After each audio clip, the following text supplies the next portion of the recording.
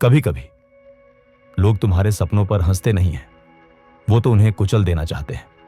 ये कहानी है रघु की। एक ऐसा लड़का जो सुबह डिलीवरी बॉय था और रात को एक सपना देखता था।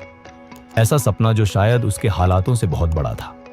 रघु मुंबई की गलियों में बाइक लेकर खाना डिलीवर करता था। चिलचिलाती धूप, बारिश, ट्रैफिक, गालियां, ये सब उसकी रोजमर्रा की जिंदगी का हिस्सा थे। लेकिन इस भीड़ में उसका एक अलग ही मकसद था।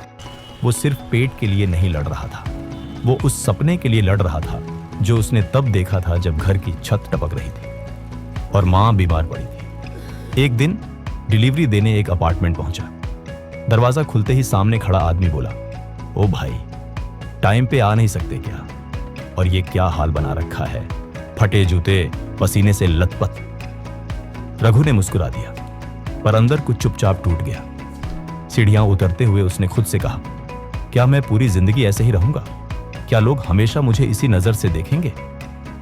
उसी रात जब घर पहुंचा, मां खांस रही थी, भाई स्कूल का होमवर्क कर रहा था और वहीं पुराने लैपटॉप के सामने बैठकर उसने फिर से अपना कोड खोल लिया। उसका सपना था एक ऐसा मोबाइल ऐप बनाना जो छोटे दुकानदारों को ऑनलाइन लाए। उसका मानना था अगर जोमैटो और अमेजन चल सकते हैं तो मोहल्ले की किराना दुकानों का भी डिजिटल जमाना आना चाहिए। वो चाहता था कि लोग अपने आसपास की दुकानों से सामान मंगवा सकें, सीधे, तेज और भरोसेमंद तरीके से।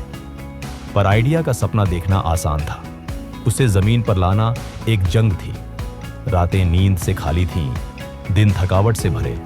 वो ऑनलाइन फ्री कोर्स करता, यूट्यूब वीडियो देखता, कैसे कोड लिखा जाता है, कैसे ऐप बनती है, ये सब अकेले सीख रहा था।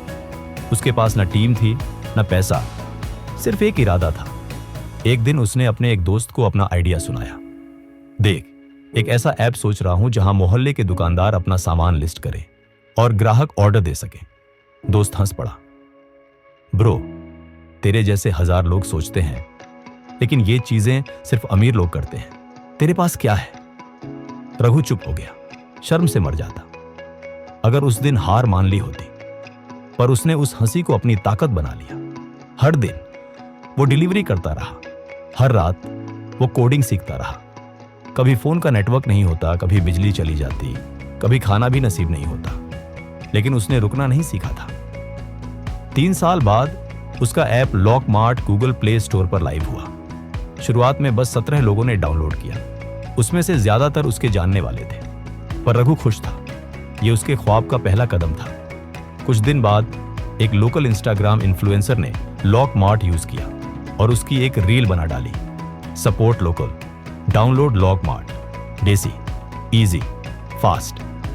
अगले दिन 10,000 डाउनलोड्स हो गए। रघु को यकीन नहीं हुआ, उसकी आंखों में आंसू थे, पर ये आंसू पहली बार मुस्कुराते हुए गिरे।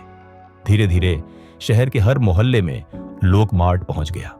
किराना स्टोर, फ्रूट वाला, यहां तक कि दूध वाला भी अब उसके ऐप पर रजिस्टर्ड थे।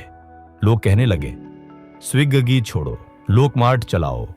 अब वही लोग जो उसे डिलीवरी वाला कहकर मजाक उड़ाते थे, उससे पूछते थे, भाई, आपके ऐप में ऐड डाल सकते हैं क्या?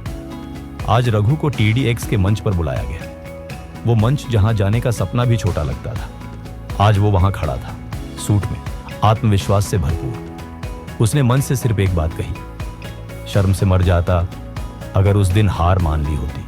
जिस दिन सबने मेरा मजाक उड़ाया, उसी दिन मैंने खुद से वादा किया, अब मैं रुकूंगा नहीं। मेरे पास पैसे नहीं थे, पर इरादे अमीर थे। अगर आपके पास सपना है और जज्बा है, तो दुनिया की कोई ताकत आपको रोक नहीं सकती।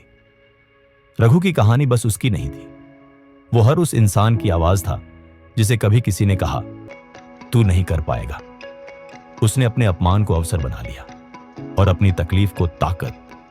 आज भी वो सुबह जल्दी उठता है, पर अब वो डिलीवरी के लिए नहीं, क्योंकि अब वो CEO है एक ऐसी कंपनी का जिसने हजारों छोटे दुकानदारों को डिजिटल दुनिया में जगह दी। और हर सुबह अपने ऑफिस के शीशे वाले केबिन से बाहर देखते हुए सोचता है, शर्म से मर जाता अगर उस दिन हार मान ली होती।